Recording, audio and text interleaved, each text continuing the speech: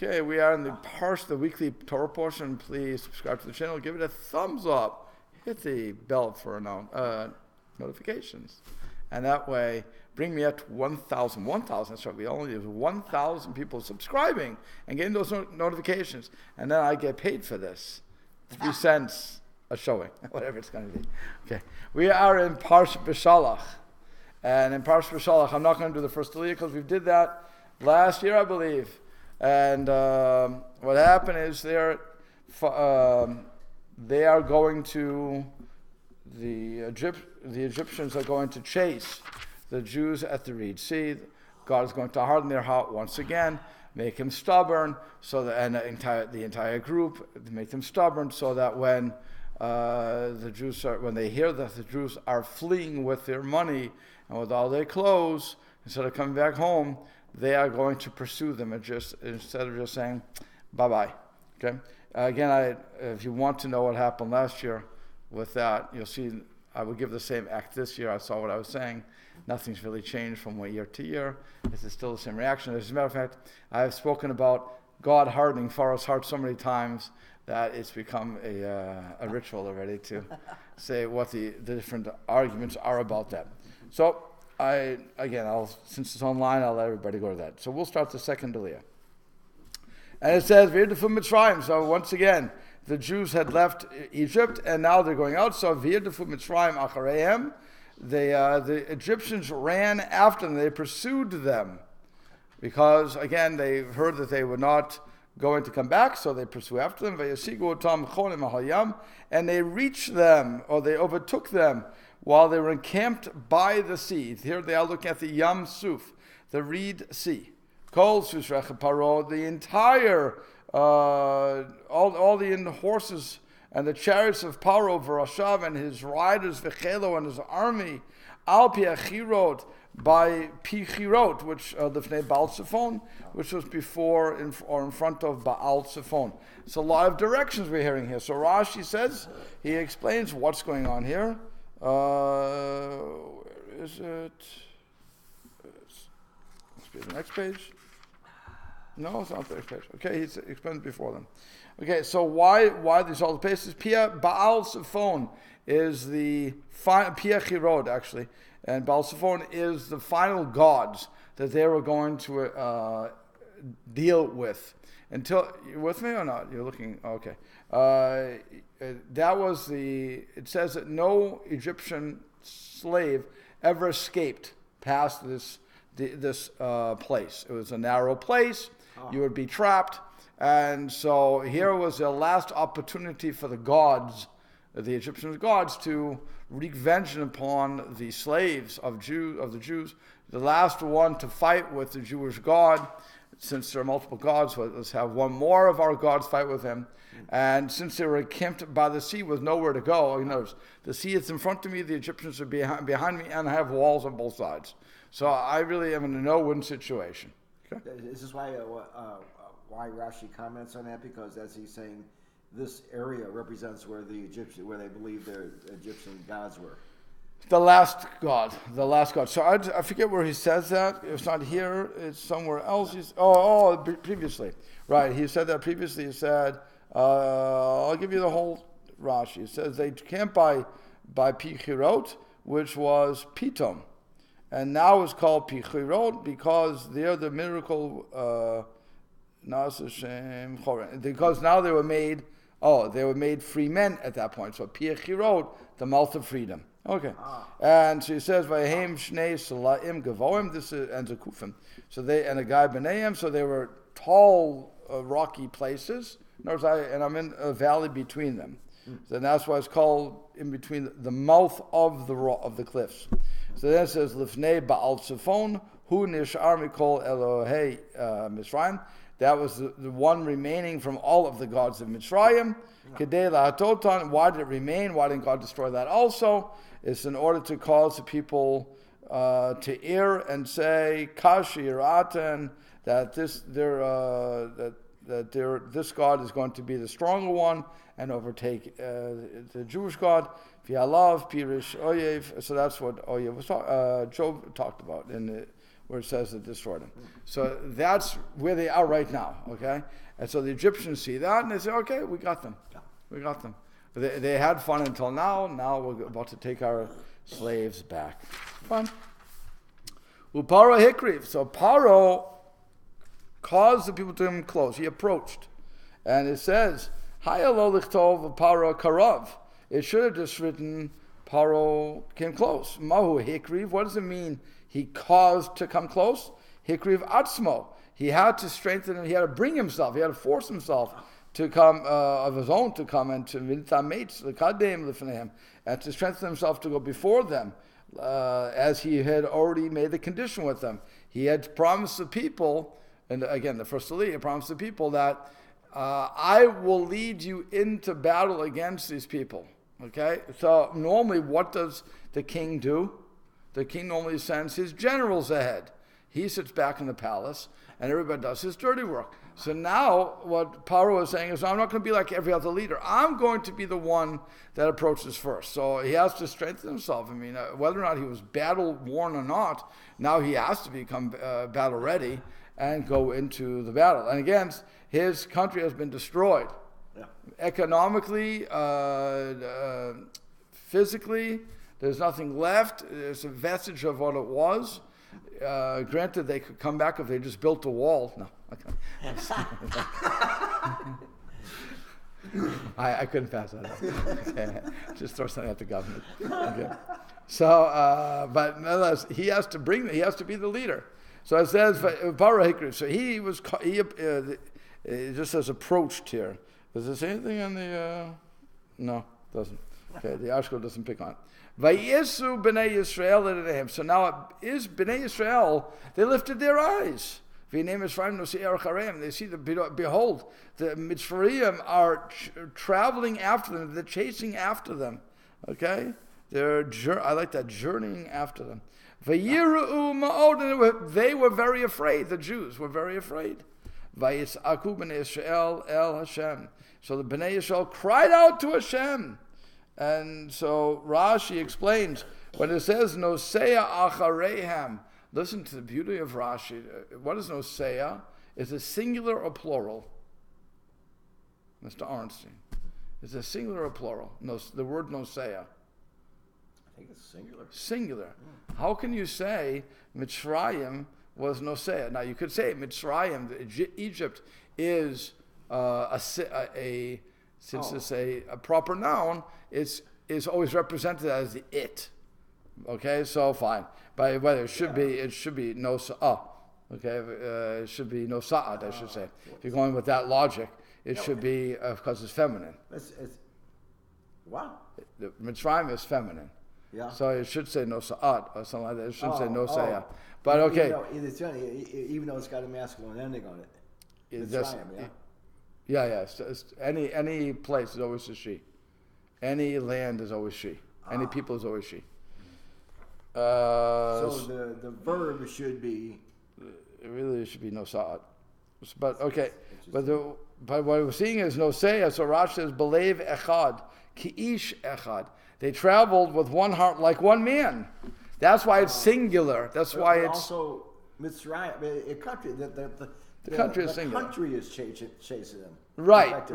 That's what I'm saying. That's what Rashi's saying. It's not Nasa'u, which you would have expected. You would have expected Nasu, they, plural, are chasing, but no, it's Nosea. If you just said the Mitzrayim, then it would surely have to the be Egyptians, in other words, he's saying, but Mitzrayim is. So it says V'inei Mitzrayim. So Mitzrayim is chasing them, is traveling after them. So we want to say, and that's what Rashi says, B'lev echad v'kish echad, with one heart, like one man. That's the simple way to understand it. Yeah. He says Devar acher another way. V'inei Mitzrayim nosei achareihem. Mitzrayim was traveling after them. Ra'u sar shel Mitzrayim. They saw the officer, notice the heavenly officer of Mitzrayim chasing them from heaven. Lazor and Mitzrayim, to help out Mitzrayim. That's what they saw. So either they saw them as one unit coming at them, or they saw the angel of Mitzrayim coming to help out his charge. Either way, what happens? They were afraid. Vayitzaku tafsu. Why they cry out to God? She says tafsu omanot avotam. They grabbed on to the way of their forefathers. And how they know? Ba'avram hu amir el makom. Avram said to Hashem madsham, that was sitting there. In other words, he davened. Yav Yitzchak lasuch basadeh. He went out to meditate in the field. Yaakov, when it talks about Yaakov, it says vayivkav makom, that he met that place.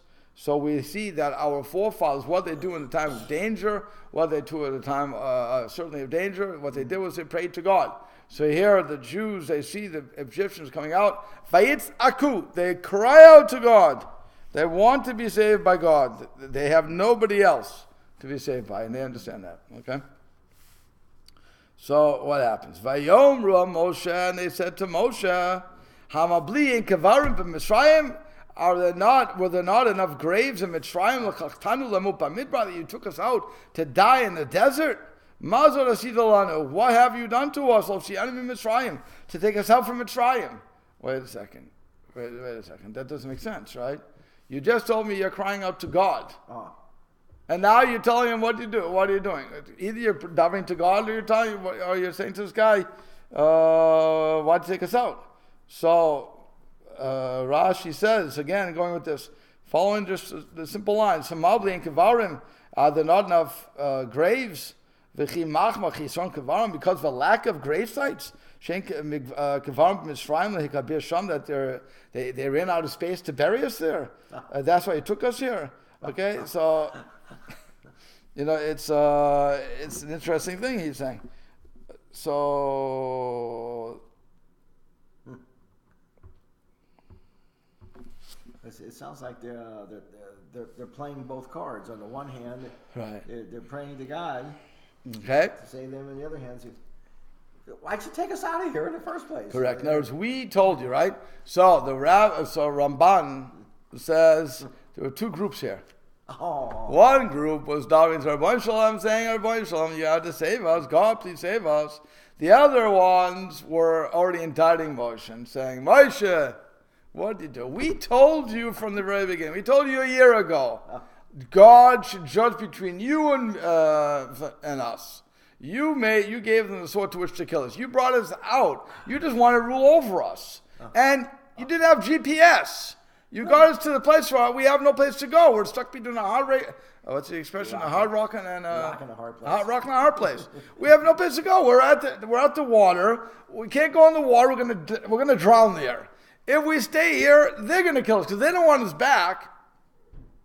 They don't want us back. They're not going to say, oh, please come back. We love you people. No, they're trying to kill us. So what have you done to us? We didn't have enough places to be buried in Mitzrayim? Really? That's what you did to us? That's how Ramban looks at that. So he says, and they continue. Surely, this is a thing that we said to you. But in Mitzrayim, Lemos saying, Chadal mimenu.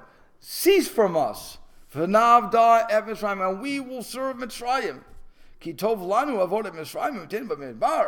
Because certainly it would be better for us to serve Mitzrayim than to die in this wilderness. We don't want to die. Why should we die here?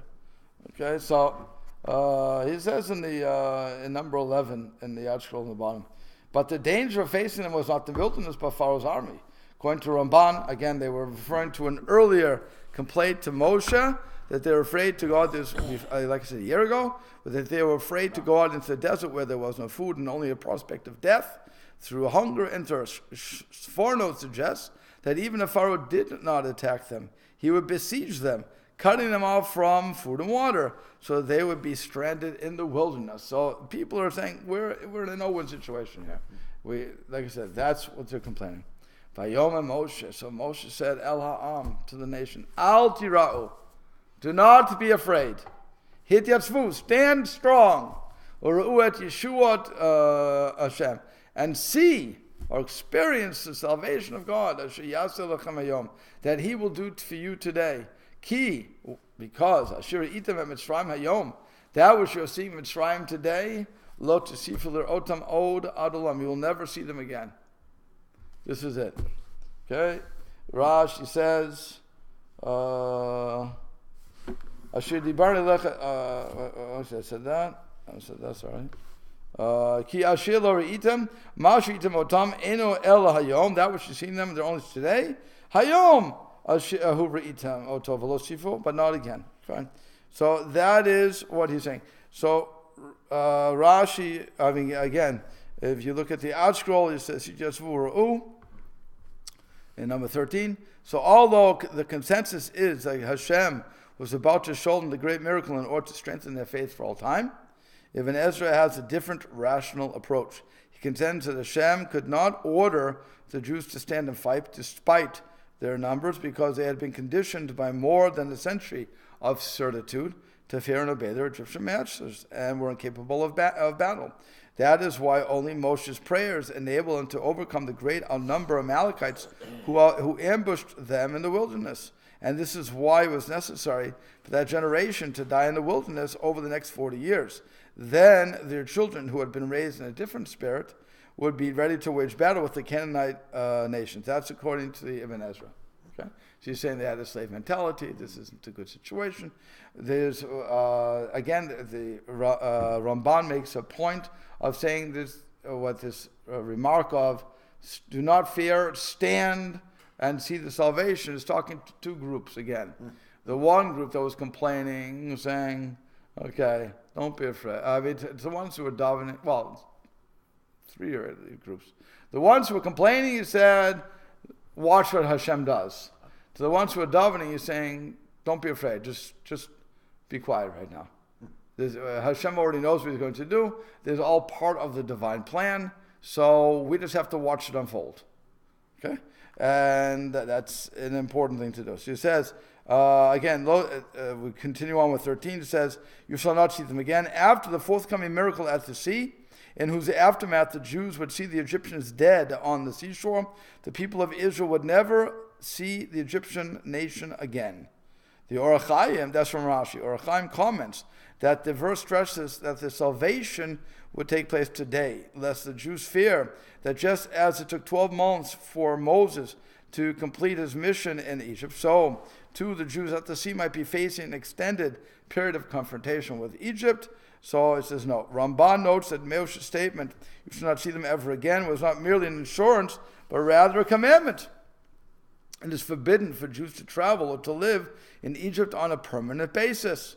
This prohibition is mentioned again when a Jewish king is forbidden to own an excessive number of horses, lest he be forced to send his people to Egypt, and is codified by Maimonides. The question of why Jews, including Rambam himself, have indeed settled in Egypt is discussed by halachic authorities who give several explanations. In other words, here we have a biblical injunction, seemingly, that we shouldn't be living there, and lo and behold, throughout the times we have lived there, and there were times certainly in the Hasmonean times, when we're trying to get people back, there was a whole Jewish community in Egypt. There's still, I don't know if there still is. I can't imagine Jews still live in Egypt, but I don't think so. I don't know. I'm not sure if they're even around there, but it's very few. If it, yeah. Yeah, I don't know. I mean, even the what do you call it? The Coptic Christians they're trying to kill them off. Okay. Like I said, I'm not sure if we still have a community there or not. It would be interesting to know. I guess we could Google that. It might be. Who knows? It might be. You could always Google. That just haven't loved it. Right, but it's. I know there's certain, like in Jordan, we wouldn't be there. Jordan, I think, kicked everybody out. Saudi Arabia, right. Although you never know. But you would think the way that their rhetoric is that there's nobody there. There's a handful in Iraq. There's a very, very tiny. Iraq we still have, right. Yeah. Iraq you still have. Argentina you have a lot of places. But they're very small. Yeah. They're very small at this point. But like I said, I'm not sure if... I'm not sure where we ended up on the spectrum. It would make sense that we would still be in the area, but at the same time, I would think that they would want to get out. Yeah. Okay. And then it says finally, and that's how we end off the third aliyah, Hashem will fight for you, atem tacharishon, and you be quiet. Again, that's the people who are davening, be quiet, okay. Hashem is going to take care of you. Or it could be to the complainers. Don't worry, Hashem's going to take care of you. Either way you want to look at that. Okay, so Rashi says, where is it? When it says, by the way, literally it says Hashem will fight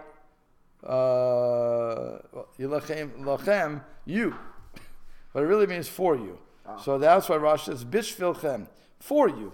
V'chen Hashem nilcham lachem, also when it says, he gives proof text for all that. Okay, fine. So it's just saying that everything's good. Okay. Okay. Next. Okay, that's good? Okay. So let's go on. Now we're on the third Aliyah. That's the first time we finished an Aliyah. We're flying through the Aliyahs. Okay. Right. That's why we can finish it. When they're fast, you can finish it.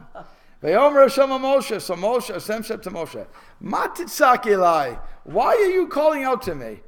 Isn't that a strange thing that Hashem should say? Let's look at the words. Why are you calling out? I understand.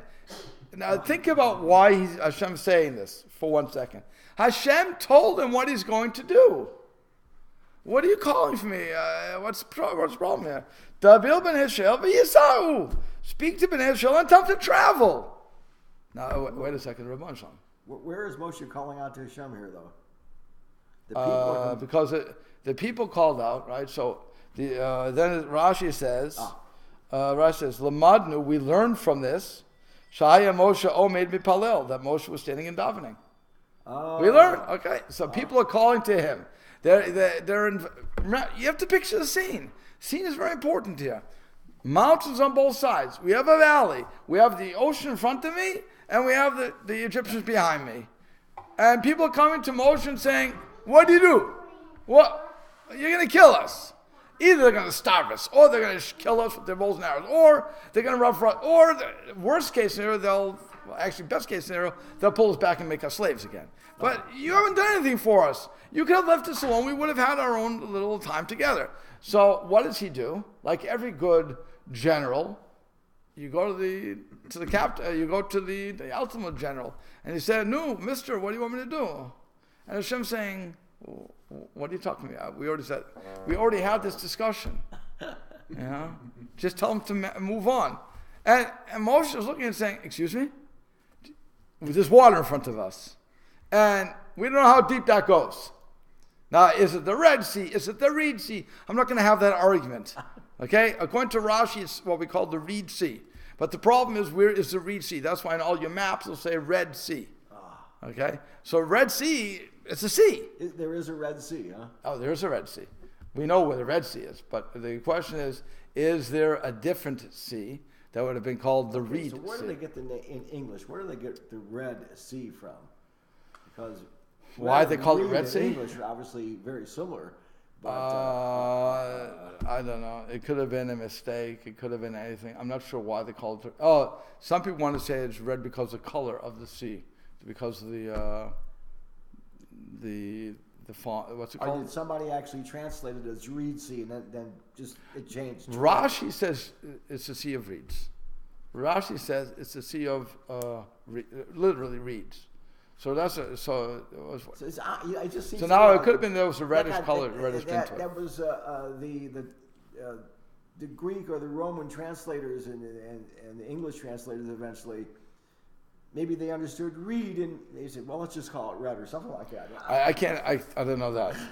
I'm not sure how it got to be called Red Sea versus Reed Sea. Yeah, but clearly Rashi says drop on it. Right. Clearly Rashi is saying that. We know that Hebrew means reed, but red is easier. We're going to call it red. I don't know. I have this thought in my mind. Right. Like I said, I'm not sure. But clearly it's what we would call today in Hebrew.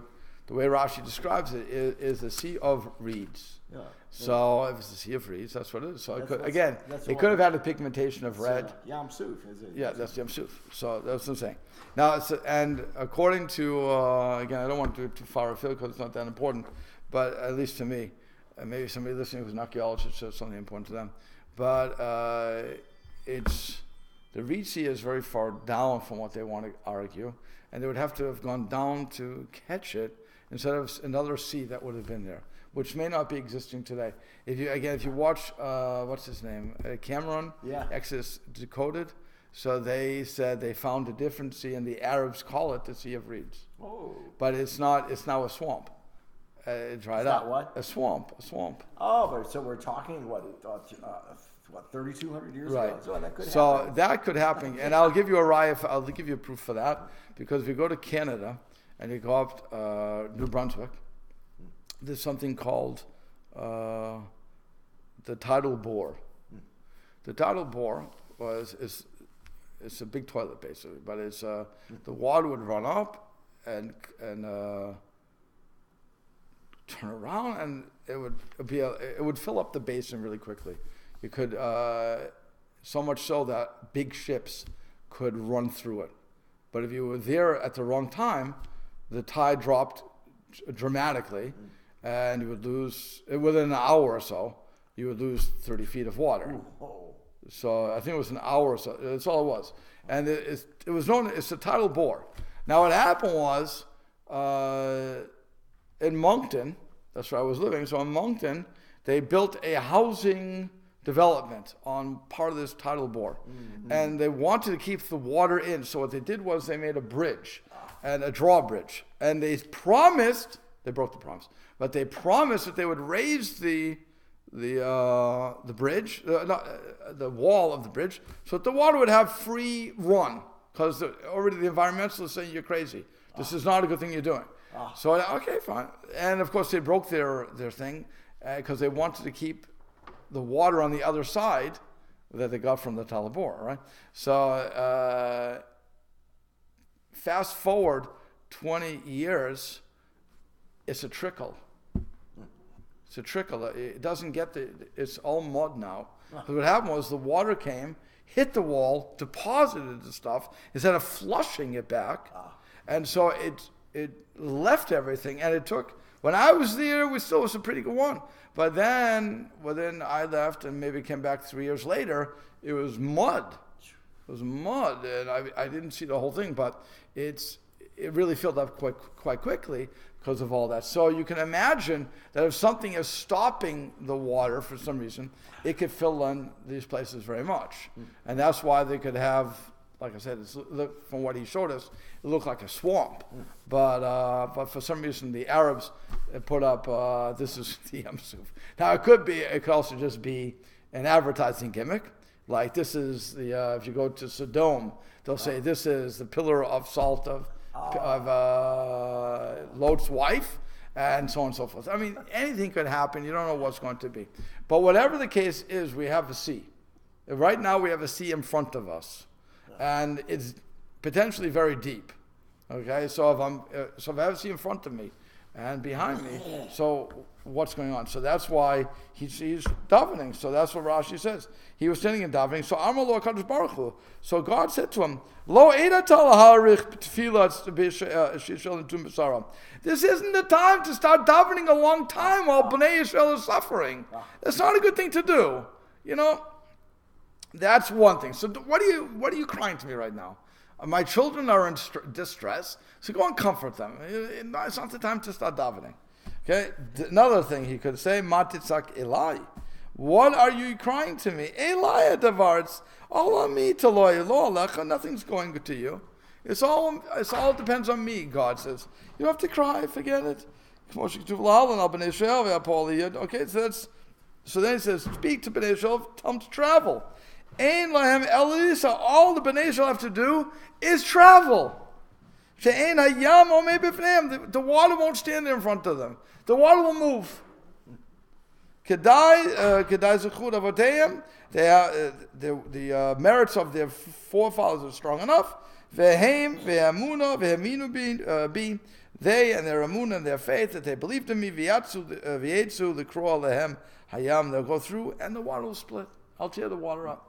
All they have to do is move. Now, why did Hashem have to do that? So to get them to express their faith that way. Huh? Right, that's all.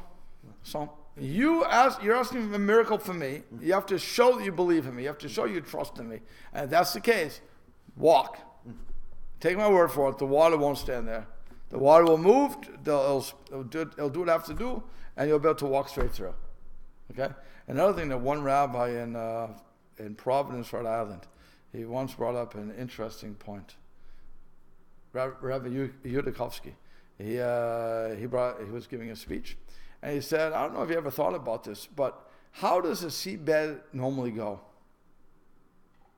It's Up a and slope. down. It's slope. Up and down. It doesn't just, it's not a simple slope up and down. It goes like this. You have valleys and peaks in water, right? In the midst of the water. In the midst of the water, you have valleys and peaks. I would think so. You do. I mean, if you would empty out a pond, you would see it. It has, because that's how the waves work. Yeah. So it's never straight. Even if you go to the ocean, you have a sandbar in the middle of nowhere. Suddenly in the middle of the thing, you have a sandbar. And so it goes up and down. He says it can go down 200 feet. It can go up. You would think, okay, I have to cross it. What kind of favor are you doing to me? It doesn't make sense. So he said, one of the miracles was that Hashem made, and I saw this actually in the Meforshim, God made the bridge, a straight thing for them, so they wouldn't have to bother going up and down, but rather just a straight, like a sandbar right across. Now a sandbar, by the way, doesn't go from one side to the other. That's not normal. It goes this way, not against the water. So this was right there, and it only worked for the Jews. The Egyptians, they had dry land to walk on, unlike the Egyptians who had they sunk into the mud. So for one person, the miracle was, for us, it was dry. For them, it was muddy. Only at a certain point, of course, because if it was muddy at the very beginning, they would have had a backup. They wouldn't be able to go. So they have to go further in, and then suddenly they start sinking in, and they can't get out, and so on and so forth. So there's a lot of miracles happening to get the divine vengeance here. But that's what Bnei Yisrael, that's what Hashem is saying. Just tell them to travel. V'yata, and you, harem et madcha, and lift up your staff, and stretch out your hand, al hayam, over the sea, uvka'eyu, and it will split. V'yavo Bnei Yisrael b'toch hayam yevasham, and Bnei Yisrael will come into it in the midst of the water on dry land. So he's telling him, this is all you have to do. You don't have to cry to me. Okay, and okay. So now, if you look to 15 here in his thing in the English, why do you cry out to me? So Moshe too was praying, and Hashem told him, now when Israel is in distress, is no, like I said, that's Rashi, is no time for lengthy prayer. Alternatively, the verse is rendered, why do you cry out to me? The plight of Israel is as if the plight of Israel is your responsibility. It is to me. It is upon me to save this nation, therefore you should instruct them to move ahead, and I will attend to their safety. That's Rashi. Sephorno offers a novel approach. After the leaders castigated him for taking them out of Egypt, Moshe cried out because he feared that they were lacking in faith and would not obey him when he ordered them to advance into the sea. To this, Hashem replied that he was misjudging the people. All he had to do was give the command. Okay, so even if I have what this Oracle what Sforno is basically saying is, even if I have a couple of troublemakers, the rest of the people rely upon you. So all you have to do is say, go. The others will follow. Don't worry about it. Don't worry about the loud minority. Worry about the majority. The vast majority is going to go. The other guys are going to say, we better follow them. Right. Because otherwise we're stuck here. Let's get out of here. Yeah. Right. So that's Sforno. The Orach Chaim deals with the fundamental problem. Isn't prayer the proper response when people are faced with danger? Why are Israel and Moshe commanded not to pray at such a time? He explains that Hashem exercises his attribute of mercy only when the victims have at least a minimum degree of merit. At the sea, however, the attribute of justice argued that the Jews, no less than the Egyptians, had worshipped idols, and that it was unjust for one nation to be saved while the other was destroyed. This alluded to in verse 19, when the angel is called the angel of Elohim, the name denoting judgment, because the Jewish people were being judged. Consequently, prayer alone could not be efficacious. They had to be tangible merit.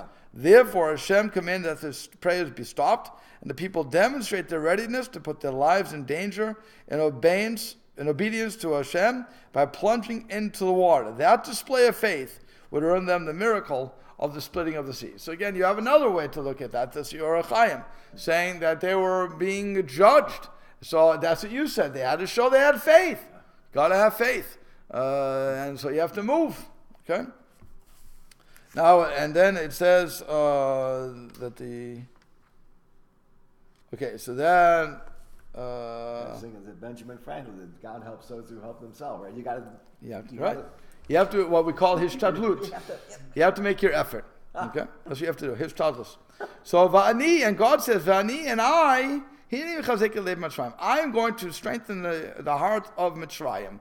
Once again, I'm going to strengthen them. I'm going to give them a peg to hang their hat on. I'm going to give them a reason to pursue you.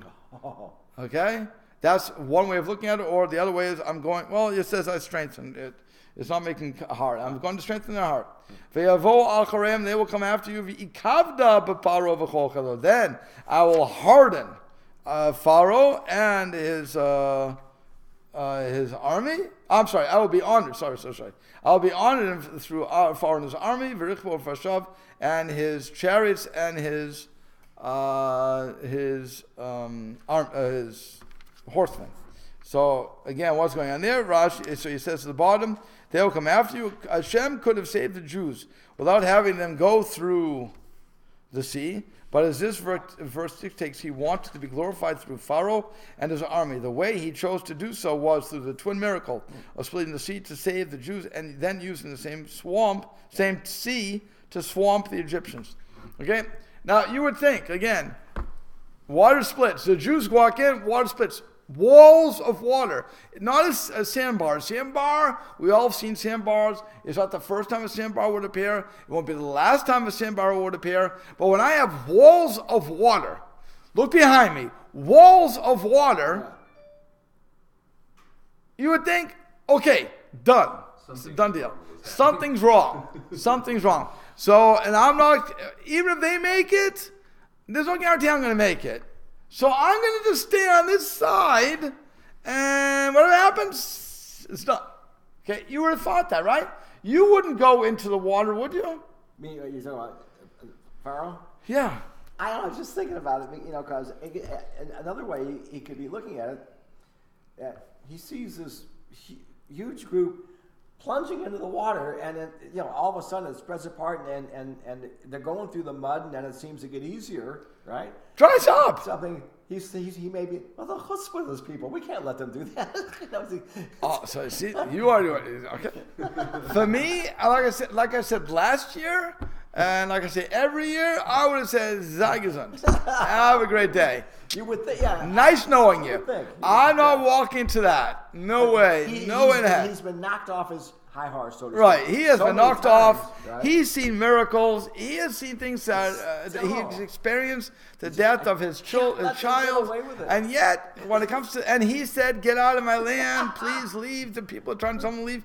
Comes to the splitting of the reed. See, again. It's not a sandbar. It's not low tide.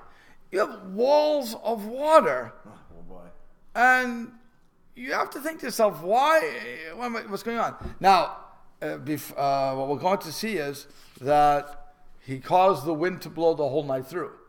And then God caused the east wind to blow. And so all this is to give the Egyptians the thing of, so this is a natural event. That's what it is. It's not just they walk in, but you have all this stuff going on. More or less. What? You sucked him into it. Right. No. And that's that. He suckered him into it, right? Right. Not that the wind pulled him in. No. Okay, so that's what's going on, because we're going to see all this natural stuff happening. So they say, if they can do it, why can't I? Yeah. That's really what the concept is. Another question is, what would you think the average soldier, either the ones on it, he probably had some on chariots, and I'm sure a whole horde of them walking. Right. Pharaoh wants us to chase him? Is he crazy? That's why it says. That's why it says he strengthened their hearts. He had to strengthen everybody's hearts, so there can be nobody who doesn't go in. Everybody's going to go in. Everybody's going to die that day. You're all dying. Boy. But walking to your death. You're walking. You're riding. And you don't even realize it. You think that if they made it, why can't I make it? Yeah. That's what you're thinking. It's like the ants. They follow the leader. Lemmings. Off the cliff. Right, off the cliff. Just keep going. Sooner or later, we'll catch on sooner or later. But that's really what happens. So it's an amazing thing. But you would have thought, no, they would have learned. Okay, fine. So v'yadu Mitzrayim, and Mitzrayim will know ki ani Hashem, that I am Hashem. Now it's interesting. He doesn't say Elokim. He says Hashem. I am the Lord. Now, if I wanted, normally Hashem is mercy, right? We always say that's denoting mercy. So what's the mercy here? They're going to be killed. You should say Elokim, I am the judge. So that's why some people would say that the term Hashem means I control everything. It doesn't only just mean the God of mercy, denoting mercy, but it's also the God that controls everything. When I want to take your free will away, if I want to make you an idiot, if you will, then I can make you an idiot. I control everything. Okay? V'ikavti b'paro, when I am glorified through Pharaoh, v'richvo prashav, through his horsemen and his chariots and his horsemen. So what now? That's what Hashem told Moshe to do, and now we go back to the story. So what happens? Vayisa malach Elokim. So now the angel of Hashem, which is referring to the clouds, traveled Israel, went before the camp of Israel, and went behind them. And the pillar of cloud went before them, and stood behind them. Okay, so that is what's going on there. And what does it say? Okay, so it says, Lahavdil, why did he go behind them? Why the cloud go behind them? Lahavdil bein machane Mitzrayim, bein machane Israel. To separate between the camps of the Mitzrayim and the camps of Israel. Ulekabel chitzem v'listarod sham Mitzrayim. And since the Egyptians were shooting all the arrows and the catapults at the Jews, this had to stop them. This is the first case of Iron Dome. For those who know Israel politics today, they have the Iron Dome. Well, this is the first instance of the Iron Dome, where they're shooting all their stuff at us, and it means absolutely nothing because it's all getting caught by God's defense system. Okay, so nothing new under the sun. Okay, v'chol makom hu omer malach Hashem, and every place says malach Hashem, v'kan malach Elokim, but here it says the angel of Elokim, v'ein Elokim v'chol makom eladin. And like we said before, the only time you see the word Elokim, it only means judgment. So Melamed Shahayu Yisrael in the Sunim Bedin Ba'ot Sha'ah in L'Seil Im Lehiah Beid Im Mitzrayim. So now the judgment was being rendered up in heaven, whether or not to save the Jews. Do they deserve any merit, or should they be destroyed with the Egyptians? Okay, that was why it's Malach Elokim. Then it says, now the cloud of glory went in front of them. So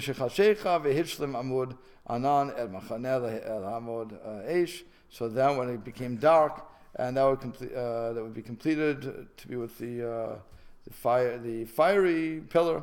So that cloud didn't go away totally, like it normally would do, but rather it just went to the back. So that's what's going on. You have two clouds right now. I have the cloud of fire that will be in front to lead them. I have the cloud in the back, which will be the cloud of glory that's going to protect the Jews. So you have for lack of better terms, a physical force field or a wall, again, between them. And so the Egyptians are looking and thinking, oh my. Again, if you would think like that here we have the Egyptians seeing the Jews on the other side but can't penetrate anything, you would think, oh, I'm going to go home. It's not worth it. I'm just going home. Okay, but that's what Hashem did. He caused them to be stubborn that way. Again, it became between the camp of Mitzrayim and the camp of Israel. So now the cloud in the darkness. And it lit up the night. And they did not approach each other all the night. Okay? So, thank you. So it says, how are you? So it says, he came between the camps of Mitzrayim. So it's a parable to one who's walking on the way, and the son is walking in front of him. The thieves come to steal the son, so the father takes the son, and he puts it, that was in front of him, and he puts him behind him. Now a wolf comes from the back, and so now the father takes him puts him in the front. Okay, so either the thieves from the front So he puts them in the back, and or the other way around, or wolves come. What happens in the next case? Ba'u listim lefanav zo'avim acharav. Now, what happens in the case of the crooks when they come in front of him, and the wolves are behind him? So then the father puts the boy on his shoulders. Okay, kach anochi tigalti l'Ephraim. So that's what basically Hashem is doing. Since we have people in the front, people in the back. Okay, or the sea is in the front. So Hashem, as it were, puts them on his shoulders, and that's how he's going to save them. And he lights up. How does he light them up? With the Amud Eish. He lights up the night with the fire for Israel. And on the other side is dark. And he went with them like every night. But the dark side was with Mitzrayim. So camps could not come to each other. Okay, because they were, I'm trying to rush here, but the camps were not able to approach. Fine. What happens? Again, so Vayet Moshe et Yado al Hayam. Moshe stretches forth his hand over the sea. Vayolech Hashem et Hayam Baruch Hadim Azakol Elayla. So Hashem causes the wind to the east wind, the strong east wind the whole night. V'yasem et Hayam lecharava. So he makes the seed bed dry. Vayabaku amayim, and the water is split.